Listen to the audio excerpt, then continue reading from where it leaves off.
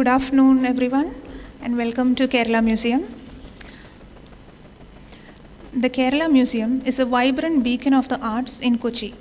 Founded in 1987 by R. Madhavan Nair, he had a vision of the need for Kochi to have institutions and spaces for culture, offering experiential learning in history, fine arts, and performing arts. Celebrating its 35th anniversary in 2022, the Kerala Museum launched its flagship initiative, General Archives, that excavates the micro-histories of Kerala, bringing storytelling to you through captivating digital exhibitions. The program is made possible through the support of the Geojit Foundation and honors the cherished dream of the museum's founder, Madhavan Nair, to make history accessible to all. The recently commenced General Lecture Series is part of the programming around General Digital Archives, and today, in the fourth lecture, we present Dr. Priya K. Nair. Dr. Priya K. Nair is an assistant professor in English at St. Teresa's College, Kochi. She was recognized as a research guide by MG University in 2014, and her guidance has led 4 scholars to achieve PhD degrees. She has published academic articles, books, and has translated several literary works. She is also a resource person at HRDC, Kannur, and Calicut universities. We warmly welcome you, ma'am, to the podium. Thank you, and everybody enjoy the session.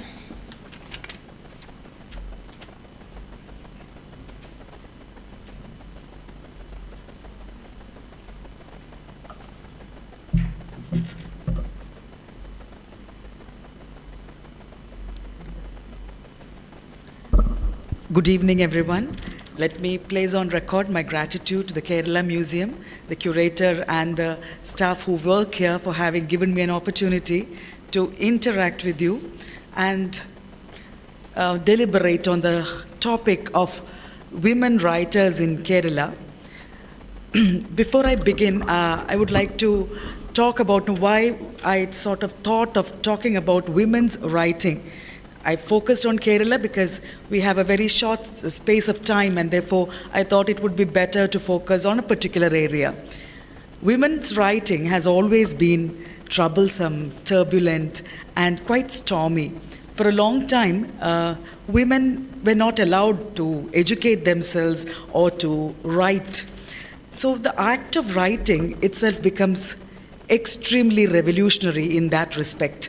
And therefore, I thought it was very important for us to understand why women's voices are rarely heard, even in a state like Kerala, where we have, you could say, the brute majority, because Kerala is one of the very few places, probably the only state in India, where women outnumber men.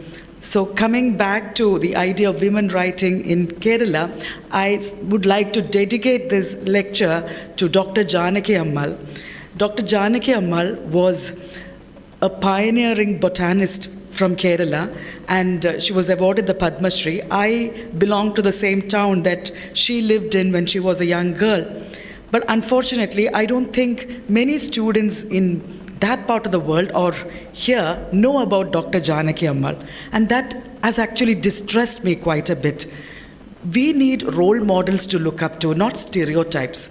Unfortunately, we do not have a gender history, or rather, a gender history is never taught in schools or colleges. The history that we learn or that we are taught is almost always a history of wars and the history of kings. And I think it's high time that we made an effort to write down gender history and to talk about women who have made a difference. But many a time, these voices have been completely erased from the public domain. And this is an effort to recover those voices, to let us listen to what was happening with them and how much they were able to articulate. So, like once Virginia Woolf once said that writing, creatively or otherwise, is like walking through a dark room, holding a lantern which lights up what is already in a room anyway. Well, that, I guess, tells us exactly what a woman writing tries to do with her ideas and with her emotions and the darkened room about which she knows exactly what is there in the room, but she is not always allowed to articulate, not always allowed to specifically talk about the elephants in the room. And literary histories, as a rule, serve two purposes at the same time. They supply information on individual works of literature and their authors. And they tell the story of literature through the ages, relating how it has developed and changed, creating ever new styles and worlds. Now, coming back to the academia, I teach English literature in Kerala, and 90% of what I teach comprises what dead white men have written. There are hardly any Indians, or there are hardly any Keralites in my syllabus. And as all of you must very well know, there are more departments which teach BA English and MA English literature than there are Malayalam literature departments. So it is high time that we looked within ourselves, looked into our own spaces, and try and find out what the women here were thinking about and what they were writing. So that is why literary histories are very crucial, and it is very closely connected to the history of publishing as well. The history of publishing is characterized by a close interplay of social change, of literacy practices, and technological innovations as well. And these do not exist in separation. They are interconnected. There is an entanglement there. And publishing, as it is known today, depends on a series of inventions: writing, paper, and printing, and the spread of literacy. So when we begin from that point, and I would like, when I talk about it, I would like to come up to the point where women write on social media. So right from the beginning, where women were trying to write and get published, to the point where now they can freely publish on social media. But again, the social media, which was supposed to be the freeway of freedom and independence and equality, tells a very different story altogether in recent times. So publishing actually could begin only after the monopoly of letters, which were held by the priestly class, the masculine priestly class, has broken. And in connection with the development of the value of writing commercially, where people could sell what they were writing, the words could fetch a price. The rise of the middle class as well, and increasing literacy rates and leisure time, all these factors came together, and the public were clamoring for more reading material. And at this point of time, women began contributing as authors in newspapers and magazines, and they focused, as it is said, on more female areas. And now that becomes a problematic concept there. What when women write, are they circumscribed by this idea of femininity? Are they sort of buying into the stereotypes? Are they reinforcing the stereotypes? That was a huge question that is raised by many researchers as they delve into the archives, looking at the publishing of magazines in Kerala. So I thought I would begin from there, the idea of women writing for the public domain and getting published in magazines, and what was the politics that they were trying to put out there. What was the idea of the emerging Malayali woman that was trying to be created in this particular domain of magazines and periodicals? The reader definitely would want a plurality of literature with various perspectives and principles of selection. And they would interpret these authors, and they might be writing plays or novels or poems, in terms of the challenge, the conflict, and perhaps even joint effort. It's quite evident that women have never written in isolation. Feminist aesthetics has replaced the idea of writing in isolation with that of a double-voiced discourse. The idea of intertextuality emerges here very forcefully. So women writers have participated in a literature of their own, as well as in general, that is the male-dominated literary traditions as well as innovations. A gendered history of literature would have to take into account both these specific types of intertextuality. And when we look at, women writers in ancient cultures, we have Sappho, and we have the German nun, Hrosthwa, who wrote plays in Latin, and of course the Japanese female court poets.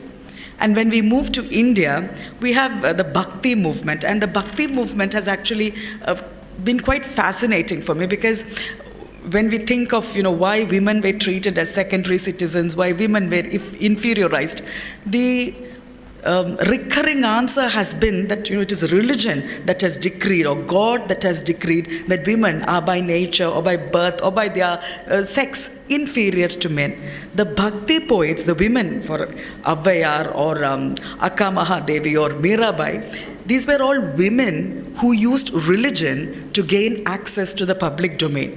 So the very God that had supposedly asked them to be passive, that told them that no, you are quite inferior to men, the very God that had circumscribed their movement within the four walls of the house, they use this very God to enter the public domain, to sing, to dance, and to perform. For example, Mirabai, she was a Rajput princess. We know how contained the life of a Rajput women were during those times. She uses the image of Krishna, she uses her idea of bhakti, and she gains access to the public domain where she can perform, sing and dance to her heart's content, all in the name of God. So the very God who becomes a rule giver is being used to break all the rules that confine women to the house and the home. So Avvayar, a Tamil poet, again, the name Avvayar just meant a respectable, good woman. It's a seemingly a generic title. In the same way, Akka Mahadevi, who wrote in Kannada in the 12th century, the term Akka meant just elder sister. And again, that's an honorific title given to her by saints. So we realize that even though these women are there, most of the time we don't know their real names. We don't know who they were. They're just addressed in very respectful terms, and that is the name that has been given to us as well. And coming back to Kerala, in the early 1920s, I quote Nafis Muhammad Ali, who's done extensive research on periodicals that came out in Kerala. It's extremely interesting the way he has actually created a thesis based on this idea of the pictures that were used in these magazines and how these pictures portrayed women. I'll come to that a little later, but I have used Nafis Muhammad Ali's statistics to create this idea of how women were positioned and what was their, how they were perceived by the Kerala public. By 1921, it is said, the rate of women's literacy in Travancore was at 15%, which was almost 8 times that of India as a whole. In Calicut, in Cochin, it was 10%, and Malabar falls a little low, it was just 5%. But the female literacy state was more than that of most of other parts of India. And the disparity between the male and the female literacy rates was also much lesser in Kerala than the rest of India. But this does not mean that education was easy for women. According to Geraldine Forbes, education often isolated women from their traditional allies, even within the household. On the other hand, education also created women folk who were articulate, mobile, increasingly involved in public activities. By mid-1930s, again I quote Nafis, who says women were demanding special representation in the Travancore legislature, as well as separate sections in the government press to train women compositors. Feminist theorists actually say that women's access to the written word has been a source of anxiety for men, and also for some women as well. And through centuries, there have been many and various attempts to control literacy or access to reading material. And of course, counter forces such as vigorous individual and collective campaigns to promote women's literacy and free access to books. So these two activities were actually going on side by side. And here emerges magazines in Kerala which were specifically addressed to women. So we find that women are emerging as a specific category and their tastes have to be catered to. So again, this is a sort of double-edged weapon. You have general magazines and then you have magazines for women specifically. So it almost seemed that, these are areas or these are subjects that would interest only women. And for the audience who belong to Kerala, we realize that even now there are magazines that specifically cater to women, and we know exactly the composition of those magazines. I'll come to that a bit later. Let's look at what these magazines were doing in the initial stages when they were getting published. So we had these recipes, how to bring up children, how to clean the house. They were essentially self-help manuals to mold good women, and the idea of fair sexing, how to fair sex a segment of the population by giving them the right value system, can be very clearly seen in these women's magazines. But if you read between the lines, and if you, in the midst of all these things, there were a couple of articles which treated women as thinking individuals with identities of their own. So women were seen as a reading public, but we see that on the whole, they should not be allowed to defy the masculine or the patriarchal norms. They have to be schooled to become paragons of virtue, which has already been ordained for them. We also see the idea of the Malayali woman emerging, though at this stage, the magazines as well, they are defined based on religion as well as caste. So we have Christian, Muslim, Hindu identity within the framework of these magazines. And within the Hindu identity, as expected, we have different caste formations coming in. The first Malayalam magazine, which was published in 1847, while the first women's magazine was titled Keraliya Suguna Bodhini, which is making the women of Kerala aware or educating them on the good qualities, the characteristics that they have to attain in order to become this ideal good woman. And this started publication in the 1880s.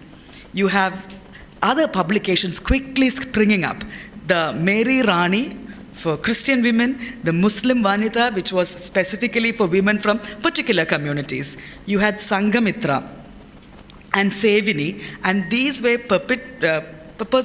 aimed at the upliftment and the awakening of Irava women. Pradeep, when he writes this article in 2016, he states that when the editor of Kraistava Mahila Mani, which had an estimated circulation of 1,500 in 1930, realized that the magazine's name was giving the impression that it was merely for Christian women, he removed Kraistava from the title in 1932. So we get from these statistics, from these little pieces of information, we can picture the type of woman that was being addressed in these magazines and what these magazines were aspiring for. Women did not compete with men in numbers as periodical authors or contributors or editors, though they began to increase in influence. But women were an essential presence in periodical world from the very start, both as subjects, economic actors, as well as objects. And we also find that the periodical culture, not just in Kerala, but in India, was connected with the urban culture as well as with the national movement. Women's increased visibility as the subjects and consumers of periodicals was bound up with a very restrictive and prescriptive model of femininity, which was grounded in a growing consensus that women were biologically and socially other than men. So this idea of gender difference was quite clearly cemented within this framework of the periodicals.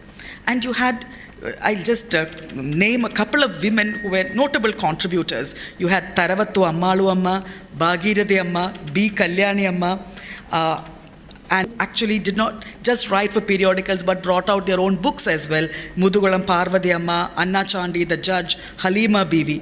They just some of the writers of the time who were also activists. And though many of them would not have labeled themselves as activists at that point of time, looking back, we could actually call them as early activists for the women's cause. Most of them were employed in government jobs or were teachers.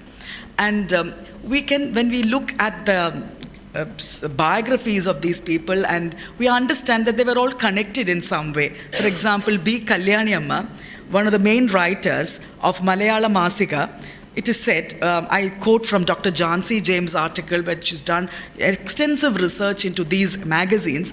She was the wife of Swadeshabhimani Ramakrishna Pillai, who had been banished from Travancore in 1910. They had moved to Malabar, and Kalyani Amma was working there as a teacher and headmistress. Earlier, she had been part of the editorial team of Sharada, which had stopped publication in 1924. So when Ramakrishna Pillai had to move to Malabar, it seemed as if this magazine was a continuation of the earlier work. B. Bhagirathi Amma, who was also related to Kalyani Amma, was the editor of Mahila. And K. Chinnamma, who started Mahila Mandiram, was another close friend of theirs. And these women who were connected to one another in some way began to write extensively and publish in periodicals.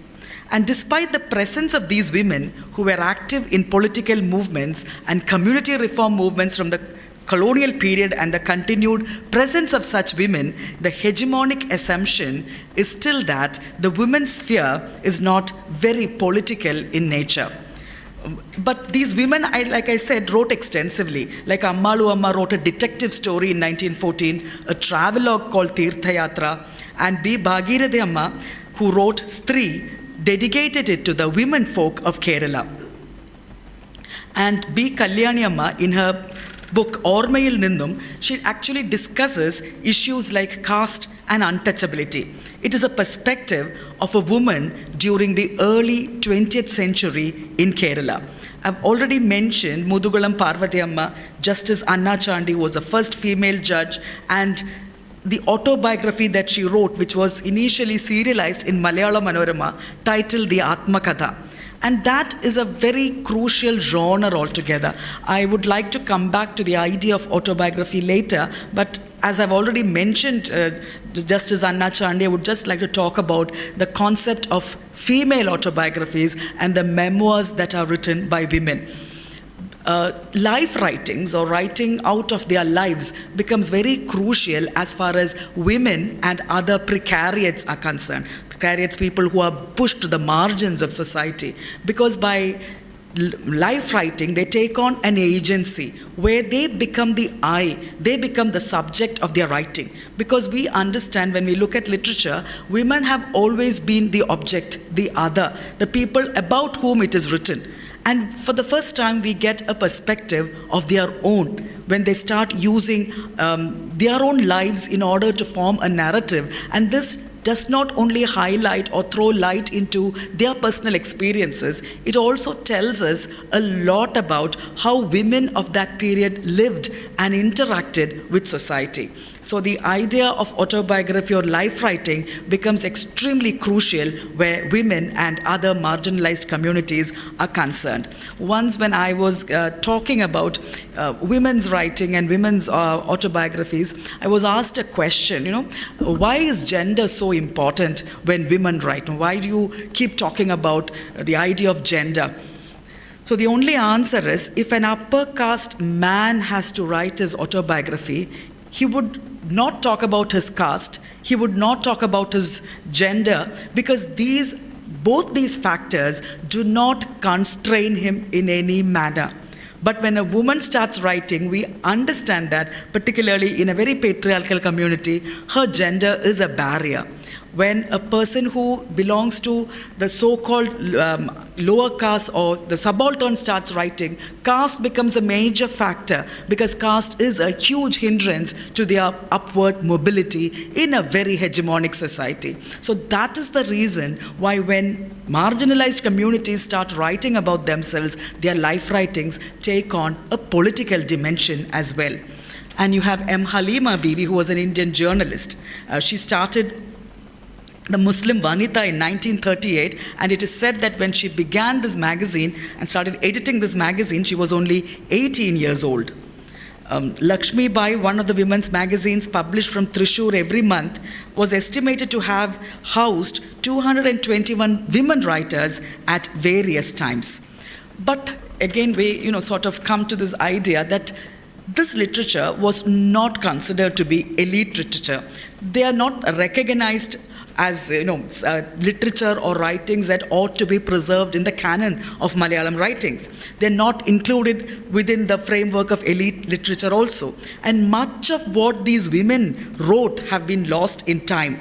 There have been moves and efforts to reclaim and study some of these writers in the past couple of decades, but I think that the efforts have not been enough. Even when I personally try to get information from the archives and collect details, it proved to be quite a Herculean task, and I keep telling my students when they start doing their projects to take up some of these issues and address them, to collect data, because that is so crucial, the collection of information. And magazines have always been located on the social ladder, quite lower on the social ladder, because they cater to the general public. They're not considered to be, really acclaimed writers, but professional writers. And the writers, we suppose, may not have the expertise that they need when they are asked to write on a specific topic. And perhaps these articles do not have the proper citations or footnotes. So perhaps that is the reason why these magazine articles have not made their presence in the canon. So, periodicals and magazines register gender contestation, especially in the tone and content of recipes and embroidery patterns. And this comprised a large number of the pages. And the periodicals which were marketed directly at women continue to be filled with essays on female education or articles designed to improve the female reader's knowledge of the world. So I'll just take a small break here to talk about the type of magazines that we have now. If you would care to take up a couple of magazines directed at women, the names itself would tell you that they are meant for women, and you would do a statistical analysis of these magazines, you will find that nearly 60% of the total number of pages are devoted to advertisements. And what type of advertisements? Most of the advertisements would be selling either clothes or ornaments or makeup things. They would never, very rarely do you find an apartment building being advertised or a car being advertised. So the suggestion is that even though women work, even though women earn equal to or perhaps sometimes even more than men, their buying capacity is limited. Their buying capacity is circumscribed, and the male partner gets to decide what to buy in a family. This is the projection that you get when you statistically do an analysis on the contemporary women's magazines that are being published in Kerala. It's there out in public. I hope that some of you will make the effort and go through this and tell me whether I'm right or wrong. But some of these writers in these earlier magazines actually focused on issues that had not been raised earlier. Mrs. K. Kannur Menon actually talked about the practice called Sambandam, or liaisons, which were happening in the connections between the Nair and the Nambudiri men. So such things were actually spoken about, written about, and the idea that this is not the right way, or this is not what we want, this is not what women want, was raised in these issues. For a long period of time, people outside Kerala thought of the Sambandam system as a sort of matriarchy. This was just a matrilineal transfer of property, and it had nothing to do with female empowerment. These ideas can be seen in the writings which were published in such magazines as well. K.C. Meenakshi Amma wrote in 1920 that a woman has to be consulted, her desires have to be noted, because a husband has to share all her happiness and he be a real partner. So by 1920s, we get an idea that a woman has got an idea about her education, her need of education, and a large number of pages are devoted to the idea of dressing as well. And like I spoke to you about the earlier article of Nafis, where he speaks about the attire of women. And that actually brings our attention to the breast tax that women of Kerala had to pay, how we were not allowed to cover the upper part of our body, and how the wearing of the blouse itself becomes extremely reactionary, considered to be extremely reactionary by the upper caste hegemonical society in Kerala. And many of these gender stereotypes like Sita, Shilavati, Gandhari, these stereotypes are addressed, and women actually come out and say in these articles that, no, this is not what we should try to aspire to become. We have to aspire to be independent, to be free, and to be able to articulate our own desires. Just jumping from there, I wouldn't be talking about the very well-known writers like Balamani Amma or Sugata Kumari, because we don't need to recover their voices. Their voices are very open in public. But before we reach these writers, we have many poets and women who were well-versed in Sanskrit who were writing, but unfortunately we're not very much familiar with these writers. Manorama Tamburati is supposed to be the first female poet in Kerala, and again, the real name, I was quite interested in this particular person because her real name is unknown. And the name which she is known by has emerged from her own literary accomplishments, it is said. She was well versed in complex 17th century grammatical work, Pauradho Manorama, and therefore she was called Manorama, which literally means she who pleases the mind. And you have these princesses from Travancore royal family who have written Autumn Thullal or hymns in praise of the lords. So jumping from them, there is one writer who I would like to actually focus on. Given the frame of time, you must excuse me for jumping over decades and coming to K. Saraswati Amma, who very personally, this is because I am a great ardent follower of K. Saraswati Amma, to use the current lingo. She was the first self-proclaimed feminist of her time and of Malayalam literature. She's written extensively, nearly 100 short stories, essays, even a drama called Devaduti. She was what I would call an iconoclast. And I think she, again, coming back to Saraswati Amma, she was called Vattu Saraswati, which means mad Saraswati. And this becomes very important for us, because whenever a woman has dared to speak her mind, she would either be called mad or she would be called a loose woman. We have, much later, we have Madhavi Kutty, who wrote about herself, wrote about her desires, and once in an interview, Madhavi Kutty said, you can write a letter saying, Madhavi Kutty, Uru Cheeta Stri, which means a bad woman, and the postman would directly deliver the letter to me. This has been said by her in an interview. So this idea that a woman who dares to break the boundaries, the woman who dares to transgress, would either be called mad or she would be called a loose woman. So we have a very prominent writer like K. Saraswati Amma, who's called Vattu Saraswati. And there is one short story which is absolutely brilliant because it is a feminist retelling of Changambura's Ramanan. But unfortunately, in Kerala, we hardly ever discuss Saraswati Amma, nor do we discuss Ramani. Because Ramanan is, of course, a love story which portrays a woman in a very bad light because she's deserted the boy she fell in love with. Ramani actually does a different take on this entire scenario, and she had the guts to challenge a writer who was celebrated, the romantic writer who was celebrated across Kerala and whose poem was celebrated in academia as well. And when a woman did this, she was very naturally termed Vattu Saraswati. And the title for the collection of her essays was called Purushanmar Illatha Logam. And she gave a very different coloring to the idea of feminist as well. So resistance has assumed different phases in women's writing in Kerala. Some of them took cudgels and declared themselves fighters of oppression like Saraswati Amma.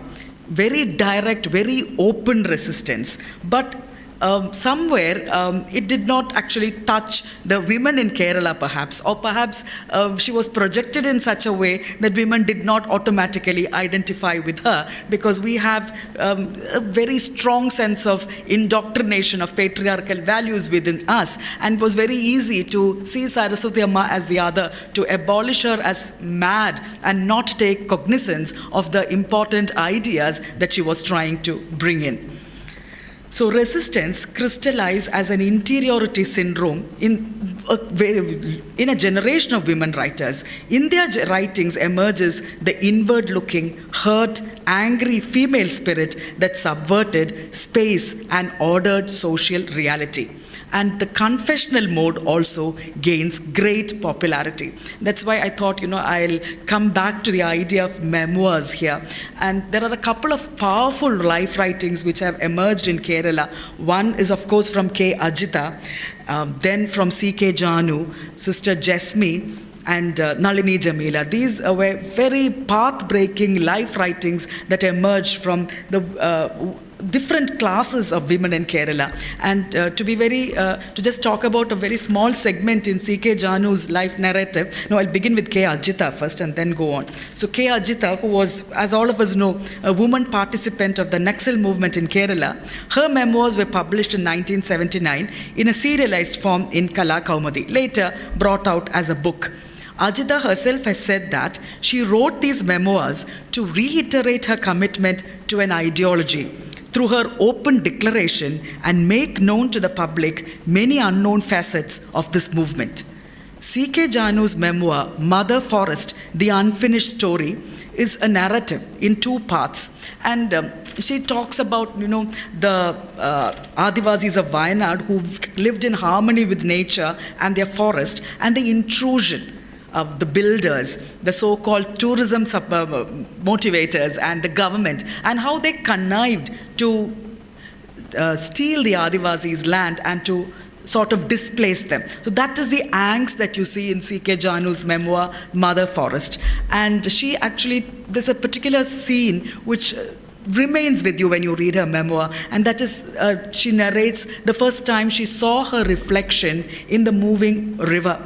And she says, so that's the first time I saw myself in this moving stream of water, which actually takes us back to Srinarayana Guru's Kannadi Pradishta, or the mirror, which was, he said, you look at yourself, and this is the first identity that you realize. This is very important for people who have been robbed of an agency, people who have been robbed of subjecthood. So C.K. Janu actually sees her reflection in moving water, a fragmented, alienated identity. And she continues to write, she says, the people of the forest were sufficiently provided for. They never knew hunger as they cultivated and collected whatever they needed from the forest. And she says, in the forest, one never knew what hunger was. The narrative very clearly discusses the rights of indigenous people in independent India. She argues that as a source of life, nature was venerated as sacred, and human evolution was measured in terms of man's capacity to merge with the rhythms of nature. The forest thus nurtured an ecological civilization in the most fundamental sense of harmony with nature. So, life histories have often been used to uncover life experiences that are obscured by dominant academia. To challenge these sort of meta-narratives, marginal groups like Dalits, like women, have found life narratives quite helpful in breaking the silences imposed by society and history. At present, when women write, and I'm just talking about the idea of writing on social media and then winding up, and two writers that I would like to talk about. The writers who mainly use Facebook to write their poetry. One is Vigila Charapada, a very young writer, again a writer I'm fascinated by, and people freely translate Vigila Charapada's writings on Facebook. And that again, you have to sort of look into the dynamics of writing on social media as well. So Vigila Charapada, when she talks about Karkadagam, I'm sorry if there are people who don't speak Malayalam in the audience, but Karkadagam, Keralathil, ഓണത്തിന് മുന്നേ വരുന്ന ഒരു മാസമാണ്, ഒരു കാലമാണ്. അപ്പം നമുക്ക് പത്രങ്ങളിലൊക്കെ വായിച്ചാൽ നമുക്ക് കാണാം രാമായണ മാസം വരുന്നു, കർക്കിടക കഞ്ഞി, സുഖചികിത്സ എന്നിങ്ങനെയുള്ള ചില സ്റ്റോക്ക് ടേംസ് നമ്മൾ കാണാൻ പറ്റും. വിജില ചെറുപ്പാട് പറയുന്നത് എൻ്റെ കർക്കിടകം അങ്ങനെയല്ല, ചോരുന്നൊരു വീട്ടിലേക്ക് ഭയപ്പാടോടെ നോക്കുന്ന അമ്മയെ നോക്കി നിൽക്കുന്ന ഞാനാണ്, എൻ്റെ കർക്കിടക മാസം അങ്ങനെയാണെന്ന് പറയുമ്പോൾ she clearly challenges the hegemonic casteist writing that emerges in the Kerala public. Another poem that she writes is about her mother again. She says, the sound of the mixie and the grinder and the fridge and all these things were quite strange to me. But my mother had heard them much before we did. And she says, you know why? Because my mother was the Janu who figured in Madhavikutti's stories. So we clearly understand that Vigila Charapada has drawn up a chair and she is sitting right in the forefront of women writers in Kerala, even challenging Madhavikutty, who was supposed to be the forerunner of feminist writers, by calling attention to the assumptions that Madhavikutty had, that how she took for granted, how she subsumed the voice of Janu, and now for the first time Vigila Charapada is giving voice to the Janu who was just a mere silent presence in Madhavikutti's stories. Like we always say, you write out the mother first. So perhaps it is time that you look at Madhavikutti from a very different perspective. And Vigila Charapada as well as Sati Angamali write extensively on social media, very powerful, very strong, resisting voices. And then you have this, like I spoke about Vigila Charapada being translated. We do not know whether people are asking her permission for translating, whether it is with the author's consent. And that is another area where women have performed as translators. So there have been women as translators and there have been feminist translators. And translation itself has been seen as sort of secondary, so passive, and very feminine in that sense. So that is another area where women have extensively worked, but their work, I don't know whether it has been seen as original or authentic or important enough, because women usually translate men. And the statistics say that it is traditionally difficult for women writers to have their works published. And even if the current publishing market still show a gender bias, many more and more women writers are emerging. But they are not being translated for an English-speaking audience. Now, as a translator, even I'm guilty of this, because almost all the people I've translated are men. I have not made an effort to translate any woman. Perhaps, when you get accustomed to a particular writer, you keep on translating that writer. But yes, very few women get translated, and therefore very few women have an opportunity to speak to a cosmopolitan, larger audience outside the regional framework. Generalist publishers have been found to have obvious gender-biased attitudes when selecting titles for translation, and the work of women writers is far less often chosen for inclusion in translating anthologies. And if at all they are chosen for translation, it seems as if it's a political project, It's a female translation, let's do this for them. A sort of condescension there. One of the challenges that feminist translators is to move beyond the questions of the sex of the author and translator, it is said. But that is very easily said. Once we understand that the gender of the writer is a basic criteria, then we wonder whether it is quite authentic to say that, you don't need to think about the gender of the writer, just go ahead and look for the translation. So the female translator of a female author's text, perhaps, and the male translator of the male author's text, according to Laurie Chamberlain, will be bound by the same power relations. So Laurie Chamberlain tells us that what must be subverted is the process by which translation complies with gender constructs. Sociologist and media scholar Francisca Tripodi, discussing her research into the gender data bias on the English language on Wikipedia, says that nearly 1.5 million biographies on that site feature notable writers, inventors, academics. Less than 19% are about women. But to then hear that efforts to change this have revealed deeper problems than this visible discrepancy of who gets a place on Wikipedia. So I quote, "As my qualitative and quantitative data demonstrate, the problem of underrepresentation on Wikipedia runs deeper than missing pages.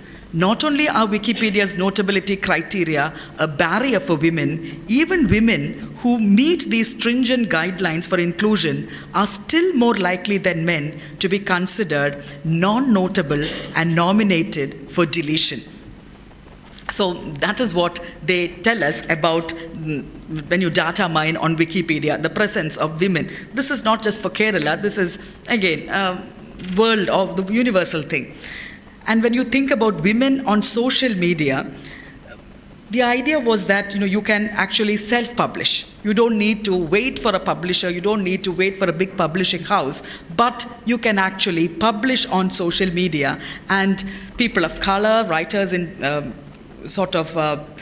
marginalized communities, LGBTQ communities who may have previously been shut out of traditional publishing world can now reach millions. And here you again have this dichotomy here. Women have usually been associated with consumption of media rather than with its production. Therefore, the idea that when women write on social media, the kind of attention that they attract might not always be very positive. If you would just run through the remarks that come under a woman's post, this will become extremely clear.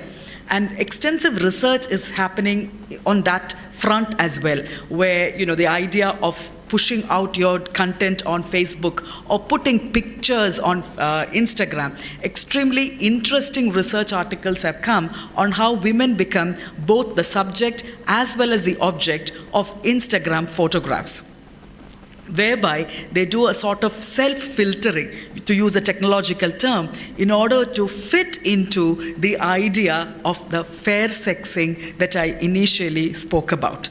So, well, we've traversed a long distance from 1921, or before that, when Kerala Sugandha Bodhini Suguna Bodhini was first published, to the Instagram reels that we have now. But the question is, the million-dollar question that we have to ask ourselves is, has the content changed that much, or has the idea of self-censorship actually altered?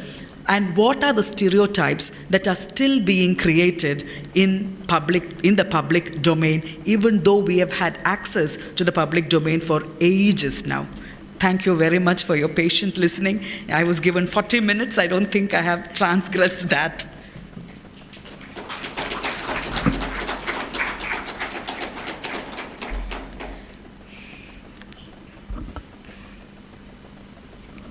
Questions are welcome.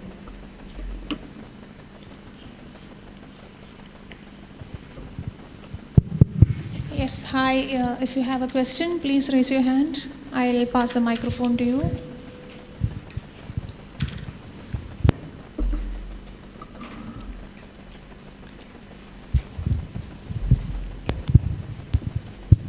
Hello, ma'am. This is about the magazine articles that you mentioned. I kind of have disagreements with what you say about women's magazine, because you said it's usually there's more of recipes and all that stuff.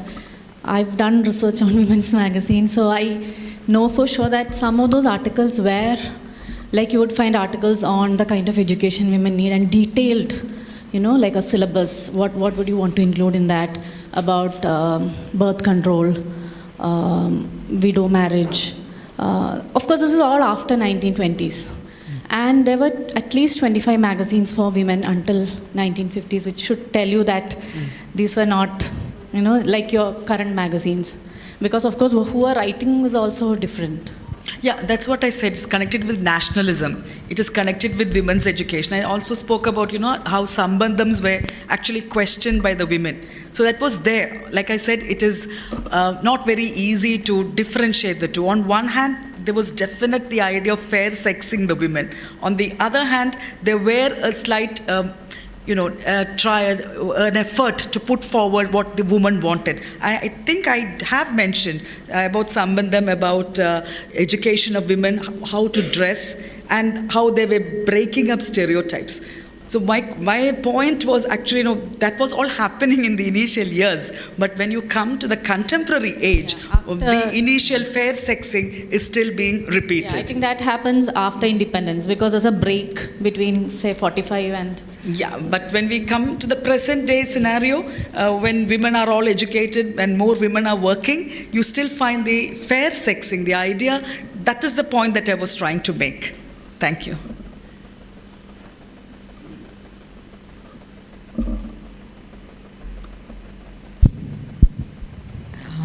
Hi, you said something like as women get educated, they lose touch with their traditional allies. So can you say something about, like, what do you mean by traditional allies? Not what I said. That was what, the usual fear, the angst is that once women get educated, they lose touch with, what is up, their traditional roles which have been defined for them. That was the male angst, I said.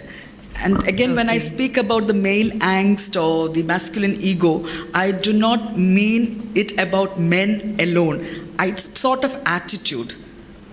Toxic masculinity can be found more in women than in men.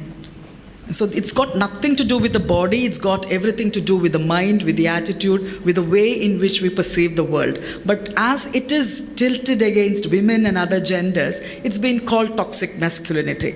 So the idea was that women were encouraged to read the scriptures, read the holy books, and be satisfied with the roles allotted to them in these books. So scientific education, building of a scientific temper, would allow them to question these things, would allow them to realize that, no, this is not what I'm supposed to do. There are other things which a woman can be aspiring to. And that is what I meant when I said this is an angst that people had. If women were educated, they will sort of lose touch with the traditional, conventional roles that are usually assigned to them, that religion assigns them. Thanks.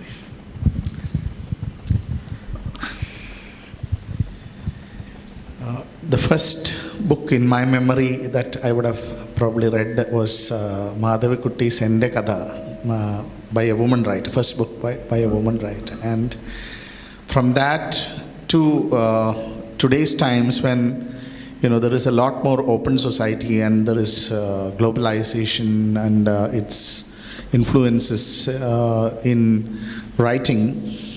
So how do you think has it influenced Kerala women in their writing, whether it is women writing in other languages, Malayali women who are writing in other languages like Arundhati Roy's work or Anita Nair's work, and there are a lot of people who write in English, but you will see less and less prominent work in Malayalam.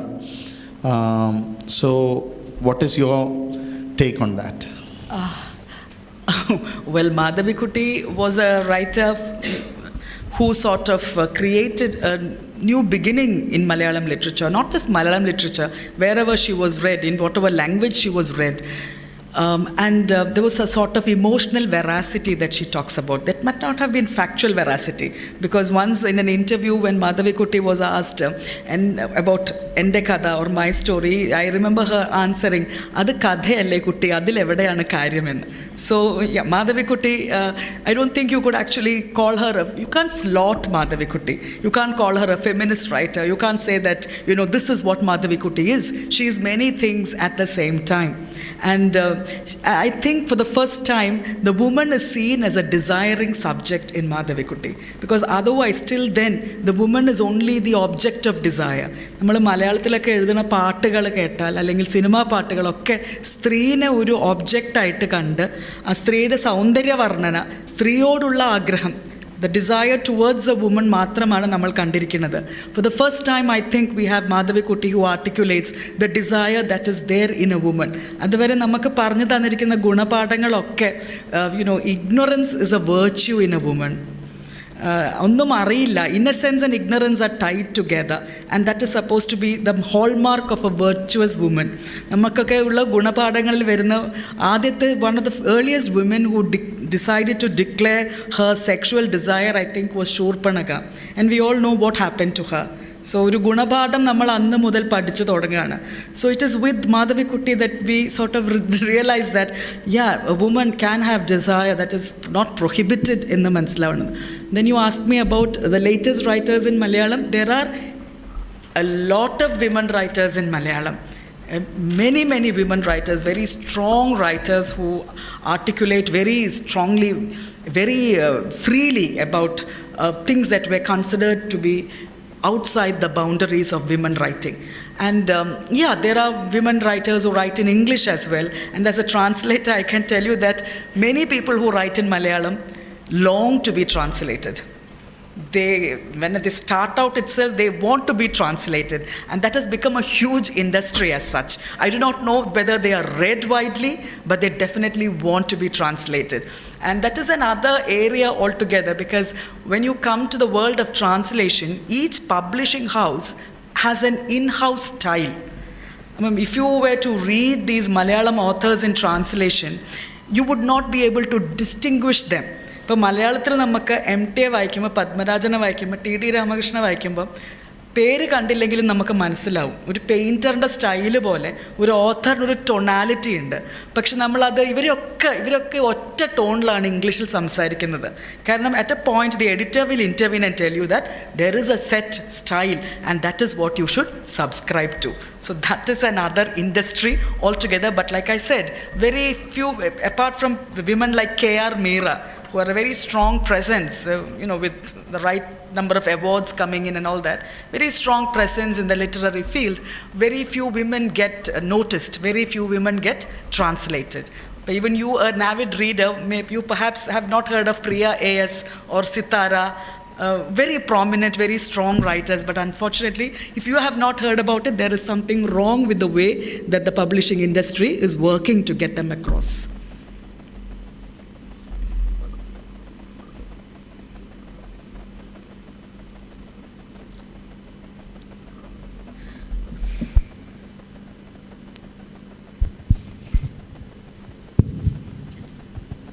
Excellent presentation, talk, ma'am.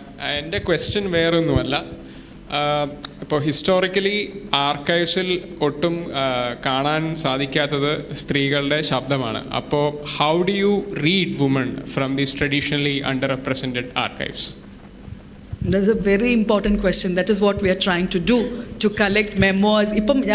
That's why I said I dedicate this entire talk to Dr. Janaki Ammal, the botanist. ഇപ്പോൾ അടുത്ത കാലത്താണ് doctor Janaki അമ്മാളിനെ പറ്റി the chromosome lady എന്ന് പറഞ്ഞൊരു പുസ്തകം തന്നെ വരുന്നത്. തലശ്ശേരിയിലാണ് ജാനകി അമ്മാൾ ജീവിച്ചത്. ഇന്ന് ആ റോട്ടിലുള്ള ആർക്കും തന്നെ അവരാരാന്ന് പോലും അറിയില്ല. ആ സ്കൂളിൽ പഠിക്കുന്ന കുട്ടികൾക്കറിയില്ല. പറയുമ്പം ഒരുപാട് നെഹ്റുവിന് വരെ എക്ലെയിം ചെയ്ത ഒരു സയൻറ്റിസ്റ്റ് ആയിരുന്നു. ഇൻ്റർനാഷണലി അക്നോളജ്ഡ് ആയിട്ടൊരു വ്യക്തിയാണ്. It is indeed unfortunate. അപ്പം നമുക്ക് നമ്മുടെ ചരിത്രം നമ്മൾ പ്രൊജക്റ്റ് ചെയ്യുന്നതിൽ കുറച്ച് പ്രശ്നങ്ങളുണ്ട് എന്ന് തന്നെയാണ് എനിക്ക് തോന്നിയിട്ടുള്ളത്. The way we project history.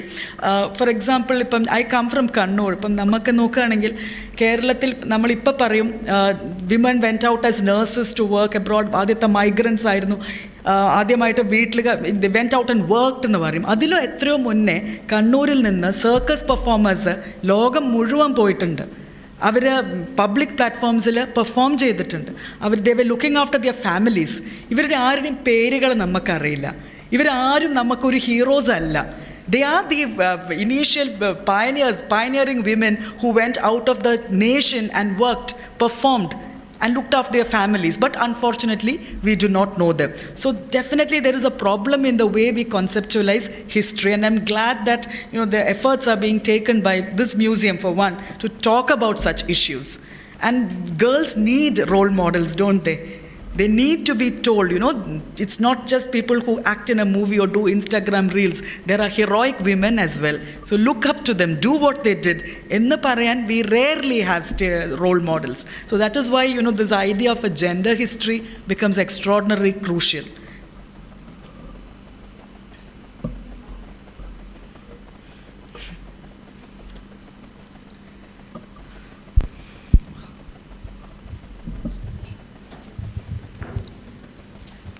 Your talk was really very interesting. What I was wanting to say is that actually a lot of women Bengali writers are published very well and translated a lot. So is there something that, that the public doesn't read too much of women writers, that the publishers are not interested in publishing them? because I would say that the publisher definitely has monetary gains also in mind, right? The marketing scope and all that kind of thing. So what is it that, why are they biased? Is it just because they are women, or what is it? Like, there must be something. There must be something, because not all women are unrecognized or under-recognized, but the number is still less. That is what is concerning us. That is what we are talking about. Again, when a work becomes iconic or work is recognized as belonging to a canon, it is not just the intrinsic merit of the work that gets it included in the canon, is it? There is a political scenario at work, which actually gets a work included in the canon or pushes a work out of the canon. So we're trying to understand the political mechanics by which a work gets the recognition that it deserves. For example, you have publishing houses like Zuban, which which publishes women's writing alone, gives a lot of importance to it. It is there, but again, I'll just give you one example, which is not anything to do with women, but about two male writers. One is M.T. Vasudevan Nair, whose 90th birthday was celebrated with great fanfare. And M.T. Vasudevan Nair is known as a writer. We have C. Ayyappan, who wrote brilliant short stories, absolutely brilliant short stories. He is classified as a Dalit writer, in which case MT should be classified as a Nair writer. Why is that not happening? Why is the Nair writer considered to be a universal writer, and why is Ayyappan categorized as a Dalit writer? And why do we sort of recognize MT as one of the greatest writers when there is enough misogyny, enough women hatred in MT, whereas nobody discusses C. Ayyappan with the value that he has within him? Why is that not happening? He is writing for an entire generation of people who lived in Kerala, who were pushed to the boundaries. And when you look at the recent Booker-winning novel from Sri Lanka, The Seven Moons of Almeida, they have used, Karunatilaka has used a strategy called spectral narrative, which was used by C. Ayyappan years before. Unfortunately, nobody noticed that. And V.C. Harrison translated C. Ayyappan amazingly well. But we don't know why C. Ayyappan is not noticed and why MT's 90th birthday is celebrated with such fanfare. I answer your question with a different example.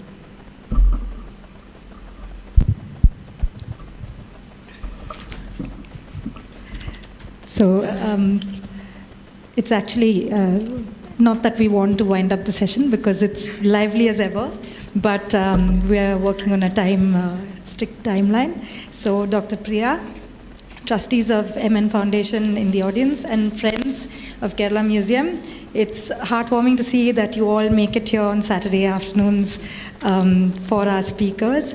On behalf of the Mother Nair Foundation, the Kerala Museum, I thank Dr. Priya for this lecture. With great ease, she covered a few centuries and gave us a peek into her ideas around the politics of women's writing in Kerala. The Journal Lecture Series is made possible with the support of the Geojit Foundation, and we extend our heartfelt thanks to them for their partnership and commitment to this exciting program. With every lecture, we have a wonderful expansion of interconnected ideas that adds to the richness of the journal archive. Thanks to the generosity of our excellent speakers. I would also like to thank the entire journal team here at the museum, with Raji at the helm of programming, Saro and Nawaz on tech, Nitin handling social media, and several others downstairs at the desk, registration desk, Megha especially. And I make special mention of the Kerala Museum team, who are the pillars behind the success of each event that we organize here. Journal talks are programmed for every alternate Saturday and sometimes Friday. So mark your calendars for the next one. It's on the 26th. It's in the middle of Onam, so please take the metro and come to the museum. Don't attempt the brave act of coming by road. And that one is going to be on tracing migrant labor to the Gulf through photographs, okay? and that's Shafiq Mohammed. So please come in full strength, come and see a visual, this one will be a real treat for us to watch. Thank you all for joining us, and see you again for the next one. Dr. Priya, we have a small memento. Small bit. Thank you so much. We hope you enjoy it.